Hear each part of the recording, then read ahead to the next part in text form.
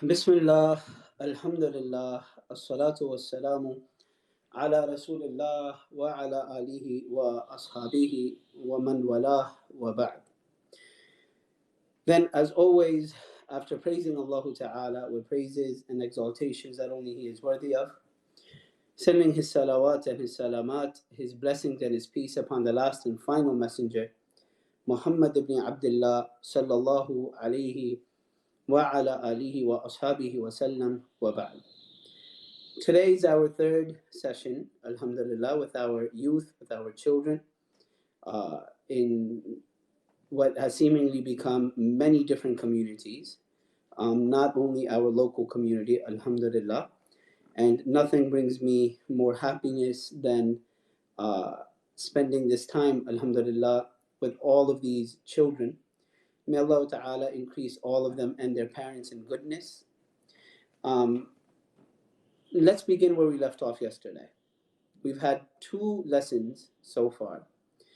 And in both of these lessons, we spoke about recognizing the blessings of Allah Ta'ala upon us.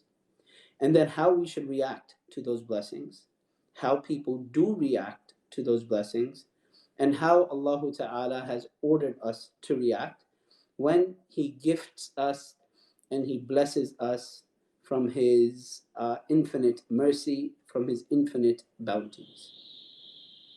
We began in the first lesson by mentioning what Allah Ta'ala mentions in Surah Al-Fil, the chapter of the elephant. I hope all of my young brothers, the young sisters, the youth of our communities had a chance to go and read that surah with their parents and discuss a little bit of what we discussed together, and how Allah Ta'ala blessed the people of Quraysh, the tribe to whom the Prophet Muhammad sallallahu alaihi wasallam was sent, how Allah Ta'ala blessed them, and even then they did not believe in the beginning in the Prophet Muhammad sallallahu alaihi wasallam.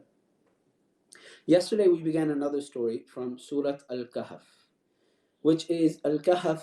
It translates into the cave, and there is another story in the surah that maybe some other day, if we get the opportunity, which is very befitting to the children, we will sit and share it. But that is not the story that we shared yesterday. We actually began by speaking regarding another story that Allah Ta'ala ordered the Prophet Muhammad sallallahu alaihi wasallam to share with the people of Quraysh, when he said, "A'udhu billahi minash shaitanir rajim, وَاضْرِبْ لَهُمْ مَثَلَ الرَّجُلَيْنِ جَعَلْنَا لِأَحَدِهِمَا جَنَّتَيْنِ مِنْ أَعْنَابٍ وَحَفَفْنَاهُمَا بِنَخْلٍ وَجَعَلْنَا بَيْنَهُمَا زَرْعًا." Mention to them the story of the two men, one of whom we gave to him 2 gardens of grapevines, and we surrounded those gardens with date palm trees, and we placed between those gardens وَبَيْنَهُمَا زَرْعًا وَجَعَلْنَا بَيْنَهُمَا زَرْعًا, and then between those gardens we placed vegetation and growth and crops. Then Allah Ta'ala, He says, كِلْتَ الْجَنَّتَيْنِ آتَتْ أُكُلَهَا, and both of these gardens would give their fruit every single year, every season. The fruit it was supposed to give, it would give that fruit. وَلَمْ تَظْلِمْ مِنْهُ شَيْئًا, nothing would hold back, not the grapes, not the dates, not the crops. وَفَجَّرْنَا خِلَالَهُمَا نَهَرًا, and then between or amongst them we also caused a river to gush forth. We stopped on this next verse, وَكَانَ لَهُ ثَمَرٌ فَقَالَ لِصَاحِبِهِ وَهُوَ يُحَاوِرُهُ أَنَا أَكْثَرُ مِنْكَ مَالًا وَأَعَزُّ نَفَرًا. He had all of this property, these crops and these fruits that would grow in his gardens, and he said to his companion while speaking to him, remember that in this story there's 2 men. We've only discussed the first one, and these 2 gardens are only for this first one. He said to his companion, أَنَا أَكْثَرُ مِنْكَ مَالًا وَأَعَزُّ نَفَرًا, I have more money than you. He said, I have more wealth than you. Not only that, I'm also mightier than you in terms of people. I have a bigger family.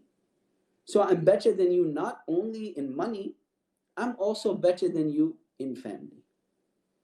Now, instead of being thankful for this blessing of Allah upon him, he says, and he continues to disbelieve in what Allah Ta'ala ordered him to believe in. وَدَخَلَ جَنَّتَهُ, he enters into one of these gardens. وَهُوَ ظَالِمٌ لِنَفْسِهِ, and he is oppressive to his own self. These actions of his are oppressing his own self. He's not taking anything away from Allah. The entire creation still belongs to Allah, whether this man believes or this man disbelieves. So by his oppression, he's only oppressing himself. If one of us abandons the salah, if one of us abandons the prayer, we're only harming our own selves. If one of us abandons telling the truth, you may get out of a difficult moment with your parents or with a teacher in that moment, but the harm is only going to return to you, be it in this life or be it in the next life. And here Allah Ta'ala, he says regarding him, وَهُوَ ظَالِمٌ لِنَفْسِهِ. These statements of his, that I'm not ever going to lose this garden, that the hereafter is never going to come, I'm never going to meet Allah, and even if I was, he would just give me something better than what I already have. All of these statements, they only end up harming him. So Allah Ta'ala, he says, وَهُوَ ظَالِمٌ لِنَفْسِهِ, and he is oppressive to his own self. What does he say? قَالَ مَا أَظُنُّ أَن تَبِيدَ هَذِهِ أَبَدًا وَمَا أَظُنُّ السَّاعَةَ قَائِمَةً وَلَئِن رُدِدتُّ إِلَى رَبِّي لَأَجِدَنَّ خَيْرًا مِنْهَا مُنْقَلَبًا. This property of mine is never going to be taken away from me. It's never going to go away. The hour is never going to be established. I'm never going to meet Allah. I'm never going to have to give account of what I've done. And even if I was to go back to Allah, Allah Ta'ala will only give me something better than this. This is where we ended. This is the reaction of this man for this great blessing that Allah has given him. So hopefully everyone completed their little project from yesterday, that if you had these gardens, what would you do? What are some of the things that you would do? Some of the things that we should do is firstly thank Allah Ta'ala for what he's given us. Secondly, we should take a look at who is it around us that may need some of what Allah has given us. Remember that on many occasions, Allah Ta'ala may give us more than we need and not give someone else, and give someone else less than they need, to see if you and I are going to do the right thing and give some of what we have, some of what we don't need, to the person that doesn't have enough for their needs. Today we want to mention the second person and how he reacts to this individual, to this person who is clearly showing off and boasting about what Allah has given him without acknowledging that it is Allah that has given it to him. So his companion, this other man, he says, قال له صاحبه وهو يحاوره أكفرت بالذي خلقك من تراب ثم من نطفة ثم سواك رجلا لكن هو الله ربي ولا أشرك بربي أحدا ولولا إذ دخلت جنتك جنتك قلت ما شاء الله لا قوة إلا بالله إن ترني أنا أقل منك مالا وولدا فعسى ربي أن يؤتيني خيرا من جنتك ويرسل عليها حسبانا من السماء فتصبح صعيدا زلقا أو يصبح ماؤها غورا فلن تستطيع له طلبا وأحيط بثمره فأصبح يقلب كفيه على ما أنفق فيها وهي خاوية على عروشها ويقول يا ليتني لم أشرك بربي أحدا قال له صاحبه وهو يحاوره أكفرت بالذي خلقك من تراب ثم من نطفة ثم سواك رجلا. His companion says to him, while speaking to him, there's a conversation that's going on. So now this is his answer to what his companion or what this other person has said. He says, أَكَفَرْتَ بِالَّذِي خَلَقَكَ. Are you going to disbelieve in the one who created you? مِن تُرَابٍ ثُمَّ مِن نُطْفَةٍ ثُمَّ سَوَّاكَ رَجُلًا. He created you from dirt, and all the way to the point that he's made you a man, meaning you came from dirt. You were nothing. There was a time where nobody knew you, nobody even thought of you, and today you are standing like a man with these great gardens that Allah has given you. So the one that's created you from dirt and dust, when you say that, مَا أَظُنُّ السَّاعَةَ قَائِمَةً, I don't think the day of judgment is going to come.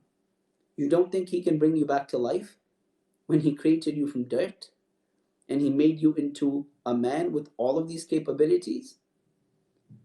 Then look at what He says. لَكِنَّ هُوَ اللَّهُ رَبِّي. He says, no, but He is my Lord. وَلَا أُشْرِكُ بِرَبِّي أَحَدًا. And I am not going to make anyone a partner with my Lord.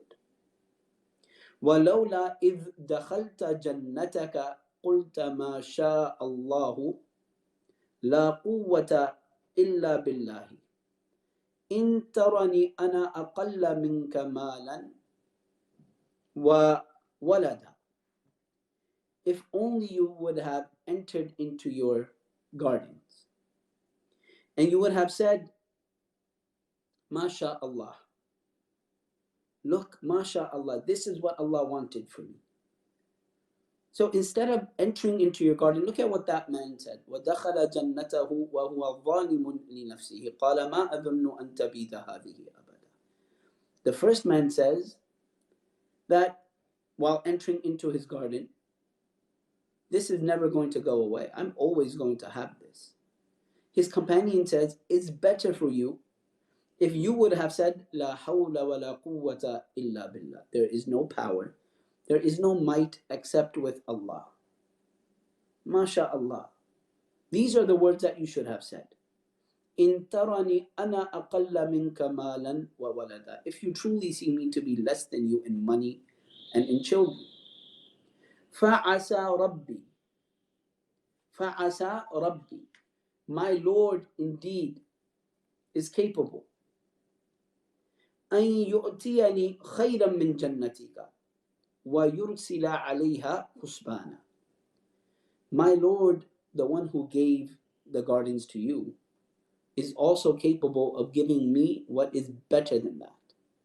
And as for your gardens, the ones that He gave to you, He's fully capable of sending a torment upon them. من السماء, from the heavens. فتصبح صعيدا زلقا. and then it just becomes barren ground. Sa'idan zalaqa means a ground that you can't grow anything on. No grapes, no more dates, no more crops, and no river. A ground that can't produce anything. My Lord is capable of doing that to your ground. أو يصبح ماؤها غورا فلن تستطيع له طلبا. Or that water that's gushing forth in your gardens right now, Allah Ta'ala may send it deep underground so you won't be able to reach that water anymore. So what happens? وَأُحِيطَ بِثَمَرِهِ فأصبح يقلب كفيه على ما أنفق فيها وهي خاوية على عروشها ويقول يا ليتني لم أشرك بربي أحدا. What happens? You know both of those gardens where he said that I don't think that these gardens will ever be taken away from me. They were all destroyed. All of them destroyed. فَأَصْبَحَ يُقَلِّبُ كَفَّيْهِ. He was left just clapping his hands. He had nothing left. Empty hands. Over what? عَلَى مَا أَنْفَقَ فِيهَا. He kept spending on these gardens. And now they were destroyed by the will of Allah Ta'ala. And now what does he say? وَيَقُولُ يَا لَيْتَنِي لَمْ أُشْرِكْ بِرَبِّي أَحَدًا. Woe be to me that I would not have made anyone a partner to Allah. Who did this man make a partner to Allah? Instead of thanking Allah Ta'ala for what Allah blessed him with, this man thought that it was his. It was his to own, and he would never lose it. He didn't thank Allah Ta'ala for what Allah gave him. So we find in the end of this story that even the second man was also blessed as the first man was blessed. And this is where I want you to go back to that first piece of paper that all of you wrote on Tuesday, 2 days ago, where you wrote some of the blessings that Allah Ta'ala had given to you. And see if the following blessings are mentioned on it. Did you write on it that Allah guided you to Islam? Did you write on it that Allah Ta'ala guided you to make dua? That Allah guided you to depend on Him? All of these are the greatest blessings of Allah Ta'ala. They're better than anything that He can give to you in this life. Because these blessings guide us in this life to a better hereafter. We ask Allah Ta'ala to accept this from us. I ask Allah Ta'ala to allow all of you to benefit from this. And I ask all of you to share this with your parents, sit and talk about it. And if you have questions, ask them. Your parents are there to teach you and to guide you. Insha'Allah Ta'ala, I will see everyone next week if Allah gives me life. هذا وصلى الله وسلم على نبينا محمد وعلى آله وأصحابه أجمعين. والسلام عليكم ورحمة الله وبركاته.